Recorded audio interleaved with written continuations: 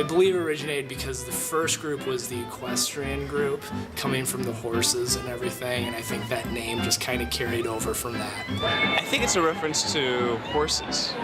Horses. Something about the horses club. Seems to me it came from a riding club. I've always speculated that one of the first clubs was a riding club. People running around in horses?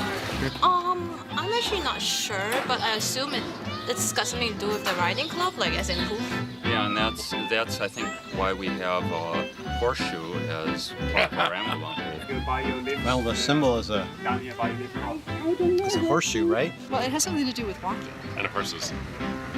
Well, no. No? I think it was walking. The horses were later. Oh. You kind of thought it had something to do with like the riding club, but we learned later it didn't really have anything to do with the riding club. It's not, but what is it from, Hoofer? I mean, it isn't about horses. I know the riding club was one of the first groups. Maybe what was it, 1939? We started as a kind of just outing club, but one of our main things was having a ski jump. So on this big wooden ski jump, the only way to get snow to the top was hoofing it up in buckets. And so we were hoofers because we carried snow to the top of the jump. That term came from the Dartmouth Outing Club, which is what was just modeled after. Their members were called healers because their hiking involved healing. I don't really know. In those days, when you first joined Hoofer, before you were a full-fledged Hoofer, you were a heel. We picked up the heels and made them hoofers. I've heard that it's a play on something from Ohio somewhere about a hoofers or Hoofer or something else club. Good guess, but it's Dartmouth. Dartmouth College, unfortunately. After you had gotten enough points, you had done enough stuff for the club, you had risen to the rank of Hoofer. And that meant that you had, done your bit and shown your commitment to the organization. It sounded very much had like bovine overtone. Hoofer sounds like heifer, and that's a female cow. Sailing, mountain climbing, horseback riding, canoeing, kayaking. Or like sailing or hiking or horseback riding. Let's see, mountain biking, mountaineering. I believe it's skiing, boating, cycling, rock climbing. They sail and ski and run around and bike and raise fun. Outdoor sports through the Wisconsin Union. What's the word hoofers mean? An old name for dancers. From back in the 20s, they called people who danced hoofers. It's a dancer from the 30s, isn't it? That's what I thought when I first joined at that Hoofers. Was it some kind of dance club or something like that? I think it has to do with something with dancing. Yeah. I think it's that was the first club that they hoofers. They hoofed around and danced. Like a tap dancer? I'm wearing my chacos. Does that work? I believe that's what it is because I looked it up once. No, I realize it's not. It's more like self-propelled notions, I guess. You're on your feet, so you're hoofing it.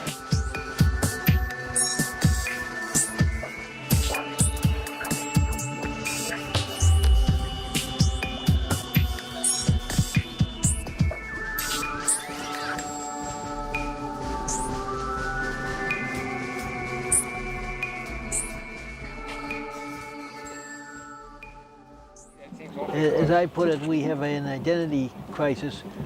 We don't know whether we're an outing club with a social problem or a social club with an outing problem. They slept in the lounge, they read in the lounge, they were here almost all the time. You probably see their butt prints underneath the willow tree when it was present on the wood items. They were always here. It still serves a social center for a lot of people, and maybe because they have such limited free time, it's such an easy social center.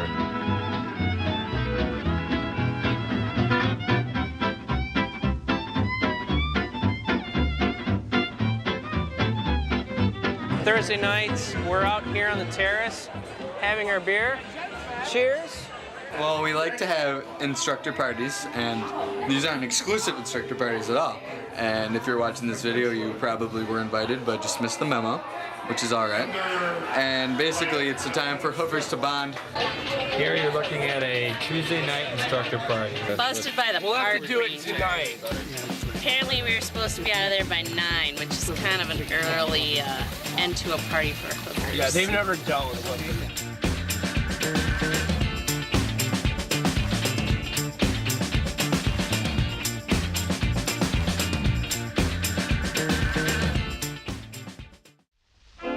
Dancing in the club was really, really neat because once the women in the club discovered that I could dance, they would start asking me out.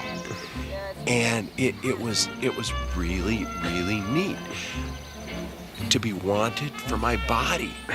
Even if it was only just my legs that they wanted, still I'm a humble enough person that... Did you ever date any Hoofer? I married a Hoofer, so yeah. I guess. Did I ever not date a Hoofer? I think everyone I've dated in Madison I've met at least through Hoofers. My parents met Hoofers. My girlfriend is a Hoofer. Me? Have you ever dated a Hoofer? Absolutely. Yeah.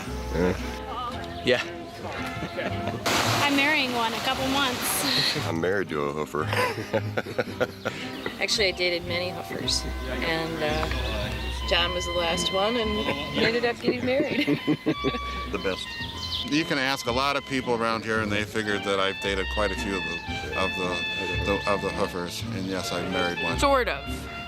And that is the end of the comment on that question. Yeah, I know of a few. I think more are the, Hoofer fleeting relationships that are most interesting.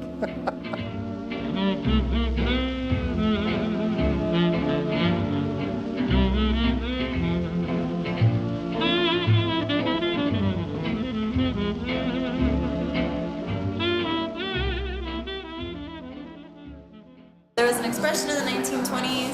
Slang for hiking, getting there under your own power. To walk around, use their feet. You know what? I actually looked it up. It's on the Hoofer's website, but I forgot.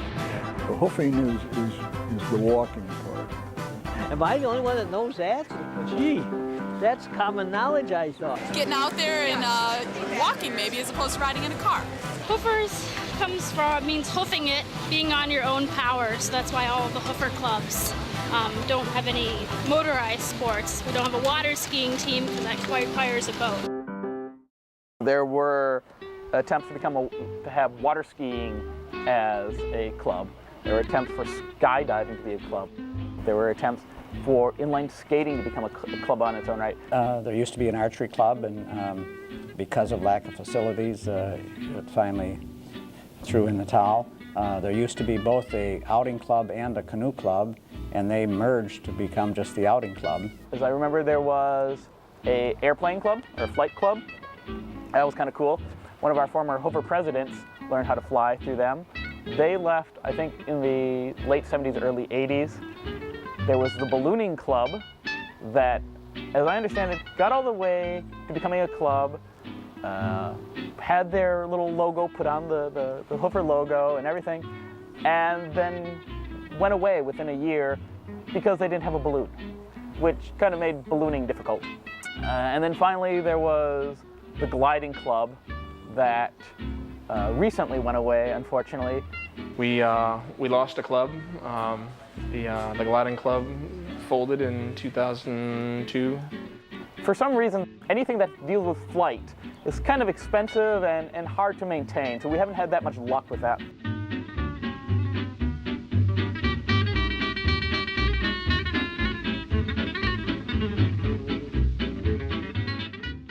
I like the fact that we can be clubs and just be so different, but all kind of share that same love of the outdoors, and that's what brings us all together. I briefly went through the sailing club, and it just wasn't to my taste. I want to master the sailing thing first, and then maybe I'll do the outdoors.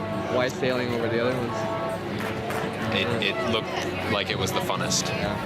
You see, I have a sea kayak, and the seasons completely overlap, and so I sea kayak instead of sailing. Matter of time. My thing with sailing is I'll do sailing when I'm 65. The outing club does cross-country skiing, telemark skiing, canoeing, kayaking, both whitewater and sea, backpacking, camping, mountain biking, road biking, and those are caving, top rope climbing, and those are just the official activities.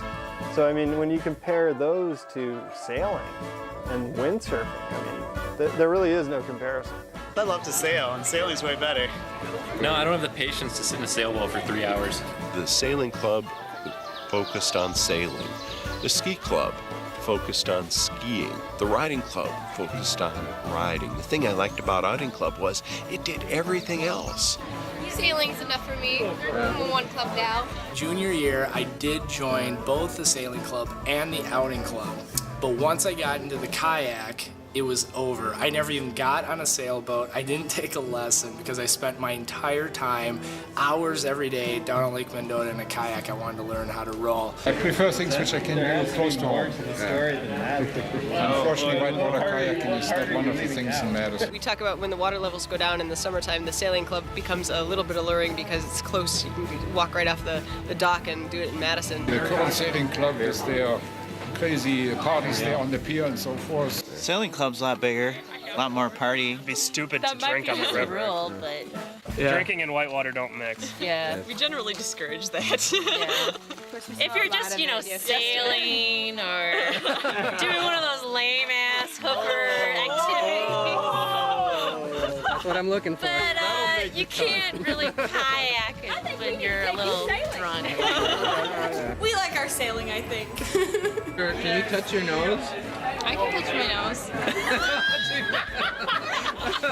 That was like cheek, wasn't it? Yeah, that's close enough. I do like to go snorkeling, but scuba diving is too much equipment hazards. And besides, what can you see in these lakes? Shipwreck diving in the Great Lakes is the best place to do diving, I think, in the world. My wife and I have always wanted to be underwater where all the action is. The rest of you suckers don't get to see anything. Well, it's bad enough taking the duck poop off the boats, but taking horse poop with a pitchfork isn't my bag. Horsies! I like horsies. Yeah, I'm not bad. Horsies are pretty. Are you going to join the riding club, you think? Probably not. I love the riding club, so yeah. Pretty busy with sailing. I mean, that's a lot. I should have learned how to ski. I'm not a very good skier. I don't ride horses. I don't climb.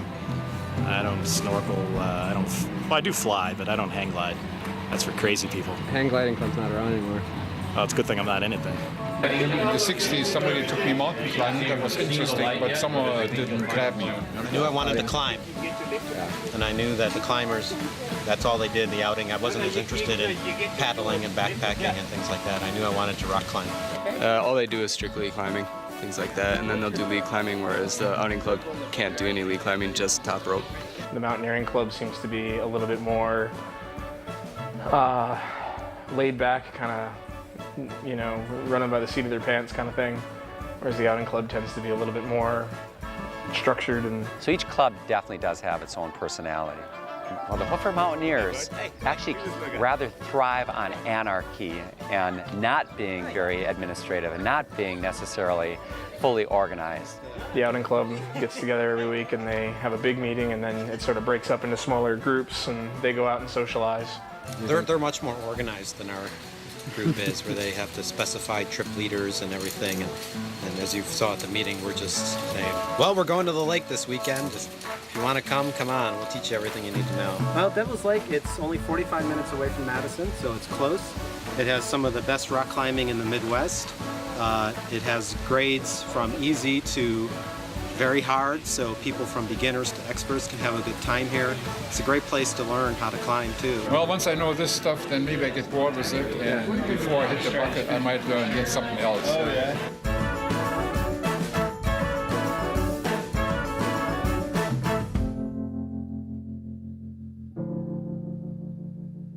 Hoofers means hoofing it.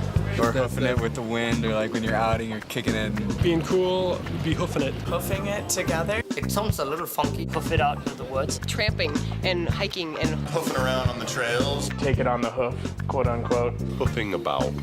It's like someone who wanders. Somebody roughing it, taking what they got and having some fun with it. My mom loves saying it. When I talk to her on the phone every weekend, she says, hoofers are you hoofing it this weekend? My roommate thinks it's pronounced hoofers, and I have to, I'm trying to talk here. One of my roommates was in the ski and snowboarding club, and whenever I come back from the camping trips, she always says, oh, you were with Hoofers? Hoofers. It sounded very strange to me, and once I joined the club later, I realized it was very strange. The summer before I went to college, and I grew up sailing, and all my dad's friends were saying, oh, you're going to the University of Wisconsin. You have to join Hoofers. If there's one thing you do in college, besides graduate, of course, you have to join Hoofers. I kind of stumbled into the sailing club without thinking about it too much. Well, I've always known they were here, but I didn't have time when I was a student, so when I graduated, then I just joined. A lot of students probably make the mistake of not joining Hoofers as students. I first heard the word as an undergraduate, and I should have become involved with the club back then.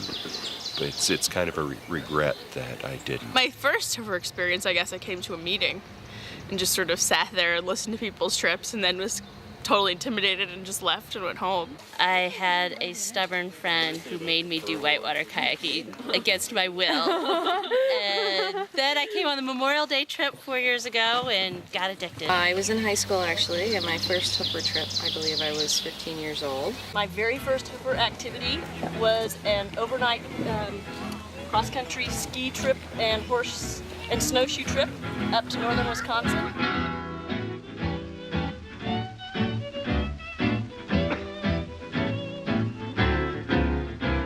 One thing I like about sailing is the technical aspect of it.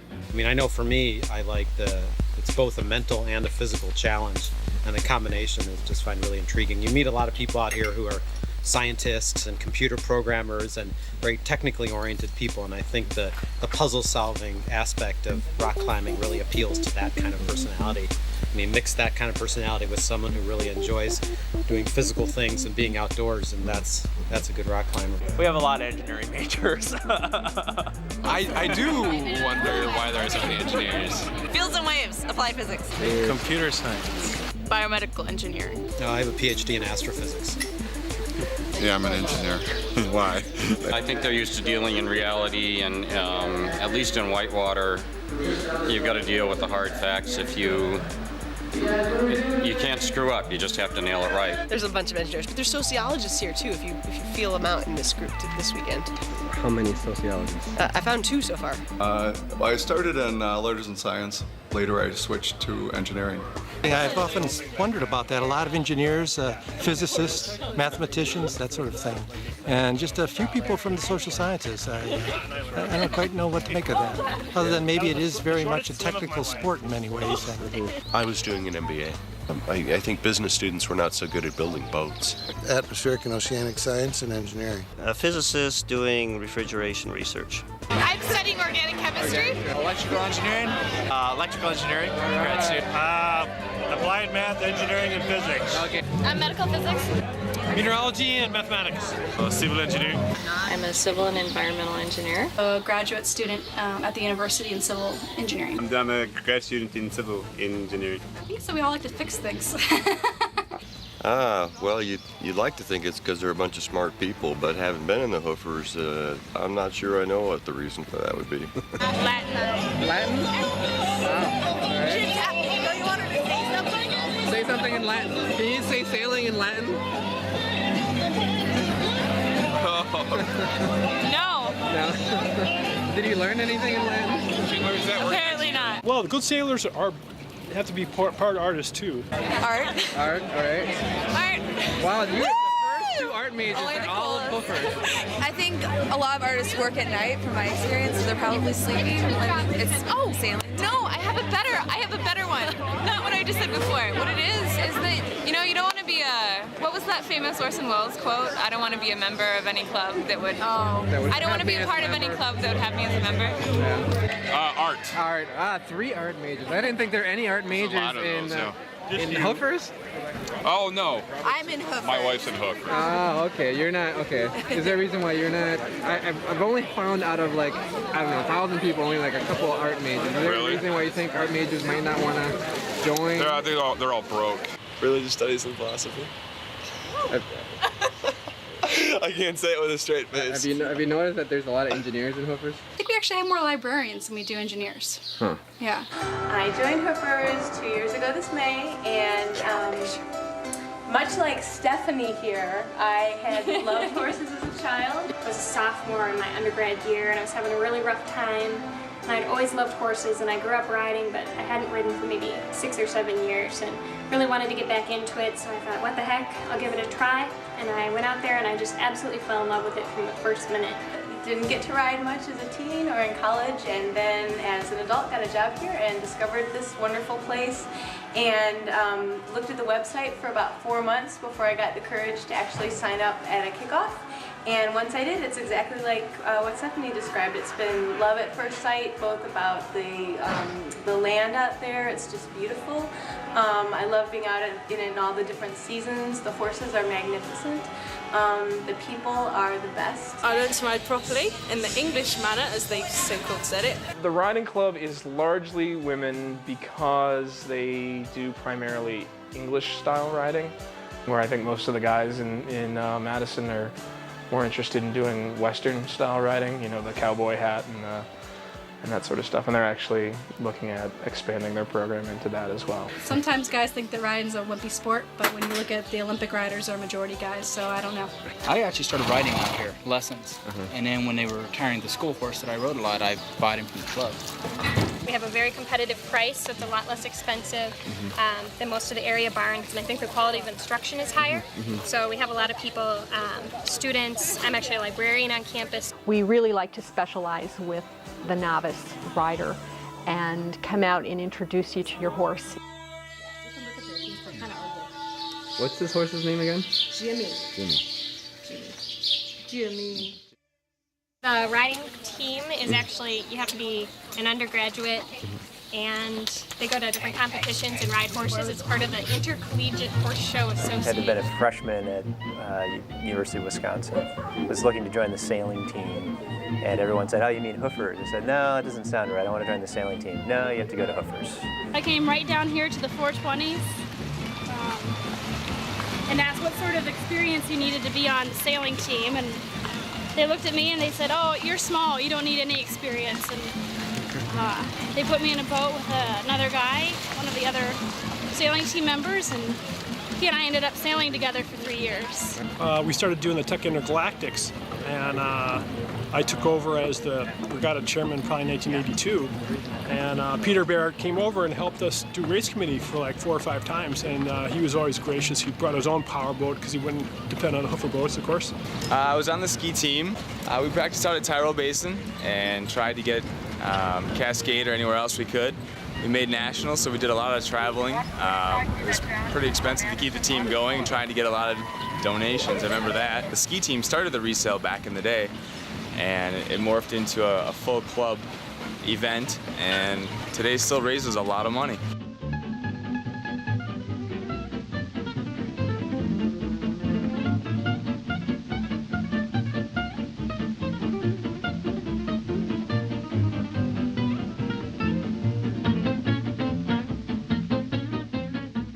These people who were paddling these kayaks and sort of like how they were actually going up rapids and around them, and so I said, you know, this is something that I really need to check out. And I was the last slalom chair when the Hoofers still had a slalom racing program. I took over from Bob Obst.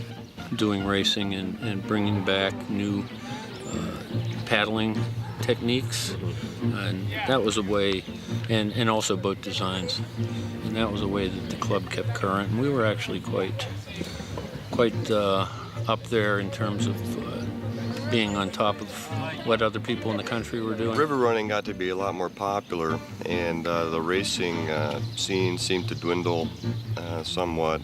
I've seen it evolve from a more competitively focused to more recreational, because clearly the Hoofers Hunting Club now is more recreationally focused. Pool rolling, that was another thing. Back then, pool rolling was conducted at Lathrop Hall. It was always 2 times a weekend. The fanatics among us, we would go religiously all winter long.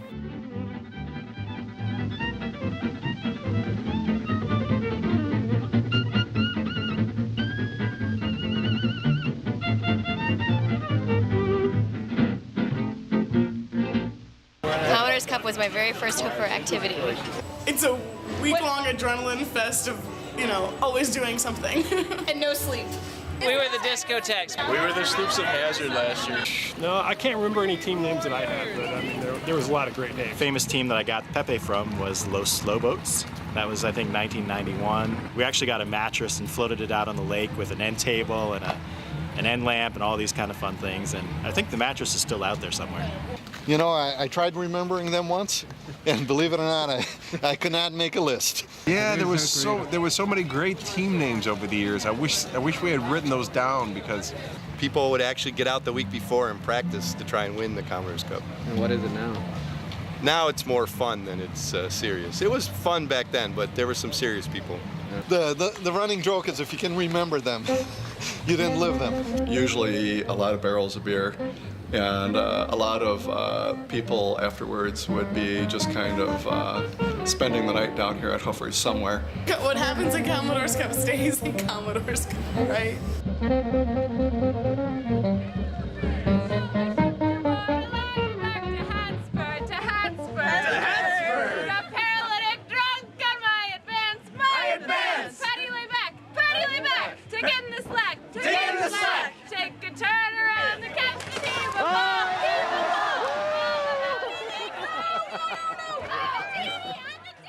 The Outing Club sort of has their version of Commodore's Cup. It's sort of a week-long competition with just sort of weird, crazy events that sort of get made up on the spot.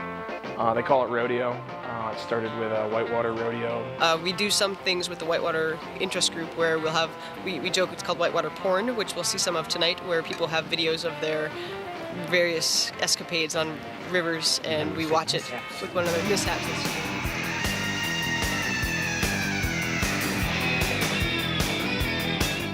My first Hoofer's experience, yeah, it was a class on sailing, and then going out and taking my sailboat into the water and ducking the boom over and over until I finally caught some wind. My very first Tech A lesson, I took a boat that had the out of order, you know, no, don't take this one sort of sign. I didn't see it. All of a sudden it's just, you know, taken in water. The first waves started breaking over my boat, and going over the spray skirt and water wasn't swamping my boat. I thought, this is really cool. I want to do this. And I remember being very terrified. And I went out and I flipped. My river leader, this guy that I was really looking up to, he got stuck in the very first hole on the Red River and ended up swimming out of it. And that's when I knew, like, okay, this is so cool because everybody's swimming. So it was a lot of fun. Some of the more memorable moments tend to be the ones that are totally unplanned and just things go all awry. Usually the great Hoofer stories start off when the storm was coming up and you weren't in sight of land. That's usually when the good stories begin. And so we were drinking. And so we were drinking. So we were drinking. So we were drinking. And so we were drinking. Just sort of a lazy Friday afternoon after work, and there was no wind, absolutely none. I swear the wind came up out of nowhere. We were not ready for it. It's one of those days where it's just, you know, it's blowing this perfect kind of a south wind, steady breeze with a little bit of puffs. And a heavy fog. One of those blustery south wind days. So there were some funny looking clouds, but you didn't really think anything of it. And we get on the boat and you say, oh, it's gonna be fine, it's gonna be fine. We're gonna get out there, you know, you're gonna take the helm and it's gonna be fine. And I'd never been on this boat before, so I'm kind of nervous. So, you know, meanwhile the storm is coming closer. You know, it's like 20 miles off now and the skies are starting to gray. It's not raining yet, nothing bad. See a puff coming, get the jib set, pull the jib in, start pulling in the main sheet. And all of a sudden we get out there and we really feel like we're gonna die. We were both on the wrong side of the boat. It was just really windy and the hull filled up with water. Oh, lovely. We're going to be yet the next wreck. Getting out on the trapeze, and the boat's just humming along, really moving nicely, and just lean out a little further and pah! So I start going over, and of course I'm still moving downstream, so I hit a rock with my face. And I got hit by a wall of wind that was 95 knots. Every rider's thrown at some point. As scuba divers, you know, you always hear the tales of how a shipwreck down, you know. I ferried over, and they did a trashy ferry and got spun around in the eddy. And the next thing I know, the trapeze lets go. I'm in the water, hanging onto the hiking stick. Ran the keel of the boat right down the middle of the crack. I got caught sideways in a rock and I was almost flipped over, and I just grabbed the current and everybody's like, hey, it looks like you're doing pretty well. So while I was getting trashed around in the eddy, I got out of my boat, Then I fell back off the ledge into the eddy. And I bounced off of it, and I'm thinking about life. But sure enough, there was a motorboat right there. He caught the anchor line of this pontoon boat and started jackknifing all over the place with it. And laid it on its side with like mass to the water for like 5 minutes. Just pushed us sideways. I got my leg stuck in a crack in the rocks, which could have been nasty. It hurts a great deal. We worked that thing, and like the spinnaker goes flying, and we're just like, I'm just gonna let go. So I let go of the thing. All of a sudden, whoosh, 100 people just dropped into the water. Sharks obviously escape, and there's mayhem and blood and everything else. I said, I'm stuck. Oh, so someone came by, pushed me off the rock, and I ran down the rapid backwards. And he knew right away. He threw me a rope. And it turtled, and then the wind died again. Sure enough, you know, everyone did the salute, and not a single drop was missed. It was funny because everybody took their cup and, like, you know, their cups full of skip and then went up and went up high. So I'm bombing around out there in the middle of the lake with the PFD on and the trapeze harness. So then Tom tried to ferry across to the Eddie Flowers. And they kind of come over and they're like, what are you doing out here, you know? Oh, I don't know. Those big sailboats are pretty scary. We heard a rustle above us, and there was a big snake trying to cross. It's an awful way to go. You're in there holding your breath, and the leeches are swimming up your nose and all kinds of things. A couple of my friends, one of them was hungover, and they threw up while they were climbing, and that was kind of funny. How we exactly got into the situation, I'll never understand, but we got there. Don't land on that handle, which can be absolutely debilitating. Megan still talks about it today, and she thinks we almost died. Washed up 10 yards downstream upside down, rolled up, pumped his fist, and kept going. Well, we survived. It was a heck of a story. And then I said, I have got to be doing that. Don't put that in the video. It'll scare people from joining Hoofers. That was kind of scary, but it worked out fine. Well, we're all just lucky to be alive. And we were all just lucky to be alive. And we're just happy to be alive. It's something that happened to me, and I've learned a lot. And the lesson from that whole thing that I learned is don't ever let go. Even if your arm is coming out of its socket, don't ever let go. Get right back on. Don't come back bloody. That wasn't a good trip. You weren't pushing hard enough. And it was. Oh, okay. I got it. You gotta. Just try it. I mean, the worst thing is You can trust me. I got you. Life is a risk, and certainly being a hoofer increases that risk. So maybe they should put that in the contract. Don't get me wrong, I'm not, advocating taking big chances. I think that it's more of a personal responsibility thing. Now just walk right up again. So that. So you can see what you want to try to do now. Once your left foot's here, try and get your right foot up here. In our 75 years, Hoover's has been a very safe program, and I think that's a real testament to the amount of training and education that goes into the program. A lot of people forget about that. That's why we do this. It's all about education. It's all about teaching, and I think the Hoover leaders do an outstanding job of making certain that if somebody's climbing or skiing for the first time or sailing for the first time, that they really understand what they need to do, what they need to wear, how they need to prepare, and what level of risk they can take on themselves. The whole program is run so well that the experienced people make sure that the inexperienced people don't get in literally and figuratively over their heads. So the accident and injury rate, I don't know, I'm sure there are people who have been hurt, but I don't personally know of anyone who has been hurt boating. If you do it the Hoofer way, there's also this camaraderie that can be built when you're on rivers that are more testing, where you're dependent on each other. In times of more extreme peril, you actually really have to count on someone a little bit. And it's kind of hard to duplicate that in our modern society where your actual safety is dependent on another person. Always have to wear helmets, especially when tacking up and being on the ground, and even more so riding. So that's probably one of the most important. And then just knowing our horses and how they behave. Like this guy's a little keyed up right now because his best friend is outside and he's stuck inside. It's just plain safer. It takes a fair amount of time to educate people about all this horse safety. And Where do you think the word horsing around comes from? all that horsing around behavior that happens out in the field. Yeah. They vie for hierarchy. The horse herd is built on a dominant submission system. And there are top dogs, top horses in the herd, and low horses in the herd, and they jockey for position.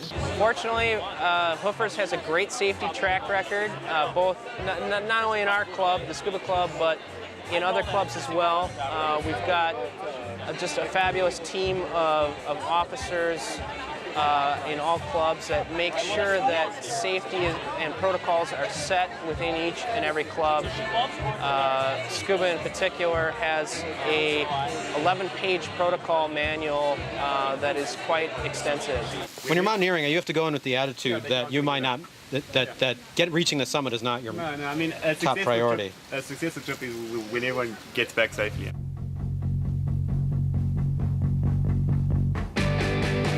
What's it all about? Anyone in doubt? I don't wanna go until I found it all out.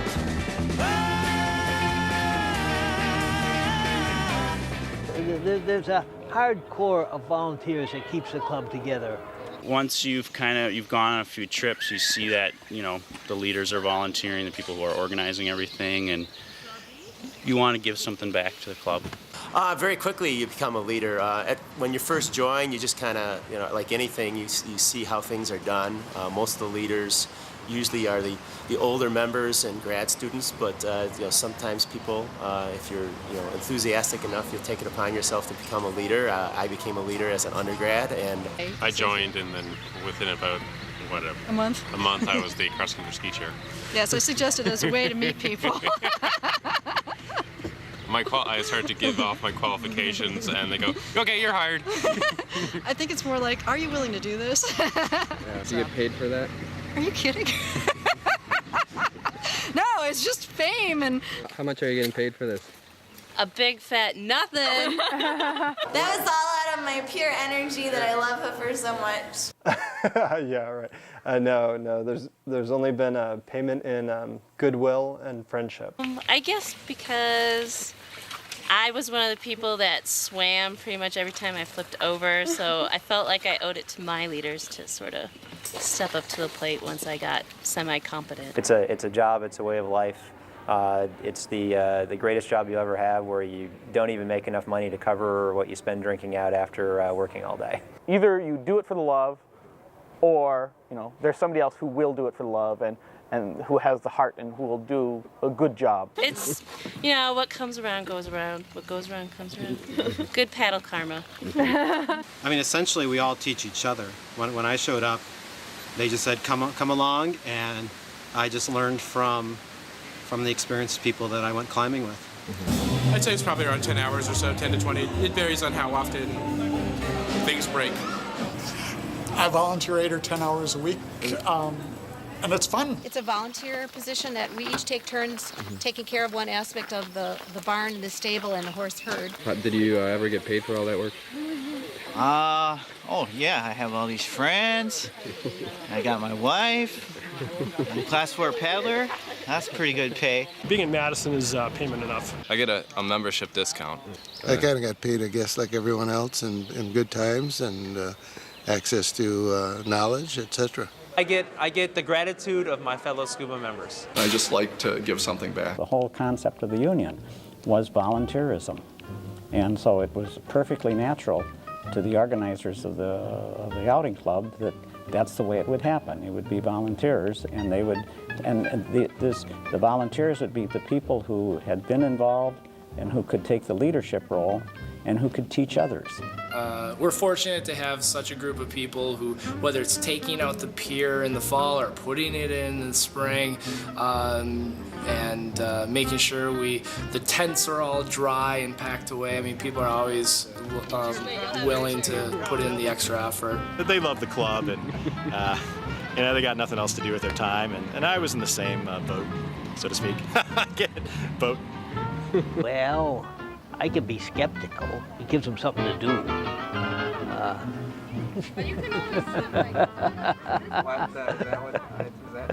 I am a volunteer. I get nada, absolutely nothing. And the great thing is, I love doing it.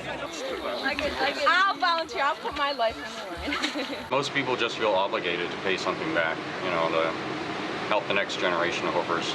It's a lot more work than most people realize, so whether you're doing that or leading on trips, it probably goes unrecognized by and large. I enjoy it. I enjoy working with all the people that I work with. I would have to say the vast majority of the hoofers are unrecognized for the quantity of work and time that they do put in. And even if they're known for their 3 or 4 years of heavy leadership, probably after about another 3 or 4 years, only a few of the longtime members will remember them. Well, you know, it's a student-run club, and one of the functions is the development of student talent. So, for this reason, things are, a business wouldn't last being run as a Hoofer's is run, but you get used to it after a couple of years. Hoofer Council is set up as an umbrella organization to sort of oversee and provide some direction to all the other 6 member clubs. Below Hoofer Council, we have our now 6 clubs, and all 6 clubs are equal. Every member of the sailing club or every member of the scuba club is also a member of Hoofer, so that they get to decide, they get to vote. And, you know, with any large organization, politics comes involved in prioritization and determining how to please people. Provide incentives for meeting attendance, such as refreshments. We have Sprite and potato chips. That's a pretty good incentive. For whatever reason, maybe it was the way I was running the meetings, but we would sit and argue for a full hour on one topic, and then it would come to a vote and everybody would vote unanimously. So I don't know why we were arguing for an hour, but... Because sometimes we do accomplish things. The biggest thing I learned while being the president and dealing with the bureaucracy that is Hoofer's is, you know, how to run a meeting, how to listen, how to shut up, and how to realize when the meeting actually serves no purpose and just needs to be endured.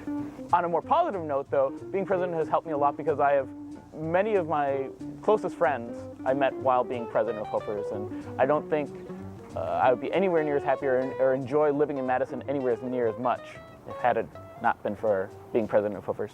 We love Hoofers so much! I fell in love with diving and I wanted to teach people how to dive, so I started helping out with classes, and the next thing I knew, I was just an active participant in the Hoofer's Scuba Club. Like just the passion of the people that are in it that love it so much. It just keeps it going. You look at the movies and the old ground school. I mean, they have the same energy and all like enthusiasm for sailing as like, you know, I'd say our group is right now, and it's what keeps it going and keeps it strong.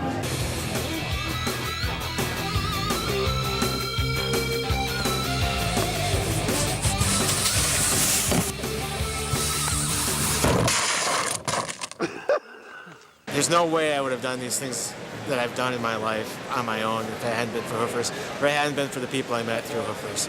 You know, we're talking about whitewater canoeing in Canada, climbing Devil's Tower, you know, backpacking out west, just meeting incredible people who are very near and dear to my heart. You know, if not for Hoofers, I probably wouldn't have done so much stuff in Madison. And you know, that was probably the best time in my life, best summer in my life. I used to come to Hoofers at 7 in the morning, get back home at 11 in the night, and then come back to work 7 in the morning again.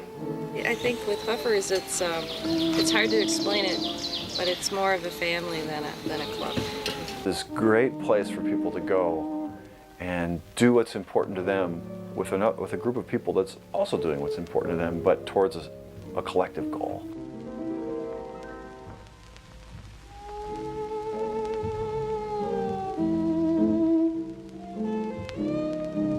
It was always great to swim out to one of the J boats at night after dark and take it out sailing across the lake. First time I got up on a plane on a windsurfer. That is mine too. Planing is when the board is going fast enough that it actually lifts up out of the water, and the only part that's actually touching the water anymore is the skeg or the fin and back. My best time ever was being on a sailboard in the middle of this lake and having the sailboard go so fast that I didn't know if I could hang on. You need to be on the edge between out of control and safely in control. You need to be right on that edge. How do you find that? Meditation, contemplation. I always say that the top windsurfers are not made on the blue flag days. They're made on the green flag days. When you're out there practicing, even when it's crappy wind like it is right now. I did not fall at the formal sail windsurfing to Tenny Park in my ball gown. Yeah, there is one, but I'm not sure how wise it is for me to admit that. Let's just say it involves the Hoofertron. I have several favorite Hoofer moments. The one that immediately came to mind, though, was when I got my shorts back. Commodore's Cup is my favorite Hoofer's moment by far. And my second most memorable early Hoofer experience was a trip to the Sac Dam. I thought that was pretty damn cool. Whitewater 101. This is Prairie du Sac Dam. Been coming up here for Hoofers for years, giving people training, so it's a pretty common place to get started with your river experience. Never feel like you don't have enough strength to do it, because we all do. It just takes a little time to get the feel for it. And once we have that feel, everything's going to get a lot more fun. Ice diving is part of Hoofers, and I have partaken in ice diving as well. And it was somewhat of a tradition during winter carnivals. That's where you get first exposed to it. You're tied to a line, and you're tied to your buddy, and that goes back to the hole, so you can always get out very easily, and we have safety divers, and we take all the precautions. But one of the fun things once you're down there and you set it up properly is you put your fins on the ice and you're upside down, and you yank on the line, and your line tender, the guy above the ice who's controlling your line, starts reeling you in really quickly, and you can actually do underwater, upside down water skiing. I guess I would like to see the club be more like it was when I joined in the 70s, which was still a lot of graduate students, staff, and alumni, but I guess I'd like to see a higher percentage of undergrads, which is the way it was when I joined. I think not to lose sight that Hoofers is a club and not a service. I think most people come like, oh, teach me to sail, or give me this. I'm like, I want to come sail, but like, we don't just rent out sailboats or rent out skis to people and say, here. We're not like a service like that. We want them to actually come and be a part of Hoofers and kind of feel that community that we create. I wish we had better peers, I guess. Yeah. I think Hoofers just kind of naturally evolves on its own. I don't think there's any one person or one thing that can force change that would be a good change of the organization. It's got to just this organic kind of evolving is probably the best thing for Hoofers. It's really good. There's a lot of things that can use improvement, but Hoofers is probably not one of them. Space is not as good as it could be. So I think that's always a big challenge for Hoofers. We don't have any lockers or shower room space, spots where Hoofers coming out of usually pretty nice Lake Mendota, but periodically very green and smelly Lake Mendota would love to be able to actually rinse off. I think a big step for Hoofers would be becoming more of a grassroots organization and making things happen regarding water stewardship and making sure that we have the resources we need for the future. Getting the ball rolling on more leadership development and educational programs. You know, if there was a Hoofer jet, that would be pretty cool. And maybe some new sports that are lots of fun. You know what Hoofers needs? A bird watching club. Oh, you guys. So yeah, there's wonderful improvements for being able to be made with some support that we're hoping to get from students, but we'll also need to get it from our alumni. I think we need more advisors. I think they're so valuable and so helpful in like being able to discuss things with students. How do we get enough money? How can we get the volunteers involved? How can we go ahead and make all the trips work? How can we go ahead and deal with university policies and procedures? Hopefully at some point alcohol won't become quite the issue that it is. So one of the hardest things to do in Hoofers is change what's already been agreed. Can we wait a second? I think maybe publicizing it a little more, because I'm surprised that so few people actually belong to it. So few students, and it's such a wonderful organization. Oh yeah. I am not a member of Hoofers. Have you been a member of Hoofers? No, I've thought about joining though. And what has stopped you? Pure laziness. No, I've never joined Hoofers. Any reason for that? I'm a dork. How does Hoofers compare with like Girl Scouts? More fun. No contest at all. Yeah. Although the sleepover camps were kind of fun. But I have to say the camping trips are just as fun in Hoofers, and more so. I went on a trip to Wyalusing State Park and just totally fell in love with sea kayaking at that point with all the bird life we saw. I was involved in the ski and snowboard club in addition to the sailing club, and I went to Jackson Hole a couple times. Well, if you go on a trip, it's pretty much skiing the day, party at night. They go on some pretty cool trips for not very much money. And there were probably 10 of us on the trip, and did the best diving of my life. I was turned on after the first trip. There was one trip I did in Hoofer, so I went and spent 10 days in the Canadian wilderness up north, and I never did anything like that, but it was the most enjoyable thing I did. Because anyone can lead a trip. We had some trips throughout the 80s and 90s where we'd go on month to 2 month long wilderness canoe trips. Well, I led a trip in 1980. We crossed northern Manitoba. It was a 5-week trip. We just drew a line across the province on the map and said, this is what we think we're going to do. And we went up rivers and down rivers and crossing watersheds and no trails or anything like that. And for me, I've done a lot of things in my life since then. But for me, I guess, I would say that was the most adventuresome thing I've ever done in my life.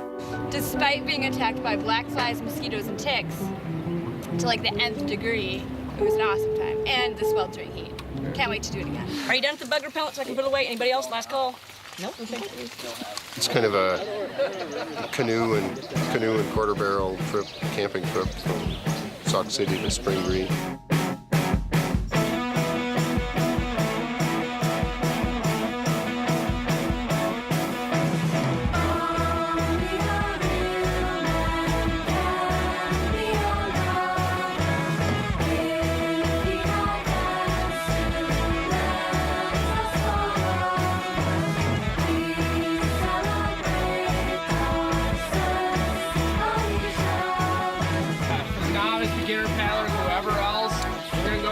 To go, and Chris is going to take a group down the Paint and the Nominee, it sounds like.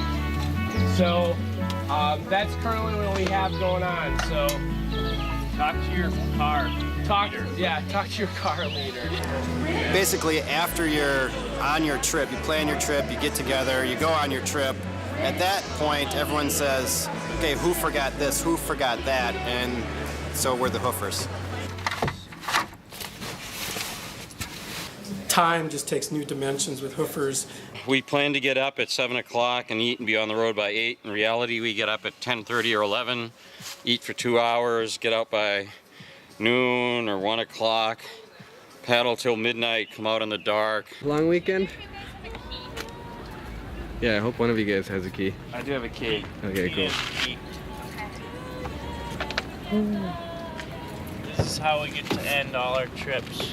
So Park Street Circle. They're always a cappella singing in the background? 11 p.m. We're serenaded by our welcoming committee. Walk down that lonesome road all by yourself. Don't turn your head back over your shoulder, and only stop to rest yourself when the silver moon is shining high above the trees. If I had stopped to listen once or twice, if I had closed my mouth and opened my eyes, if I had cooled my head and warmed my heart, I'd not be on this road.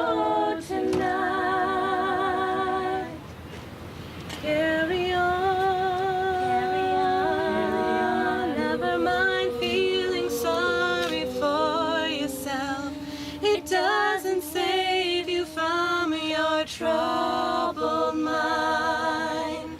Walk down that lonesome road all by yourself.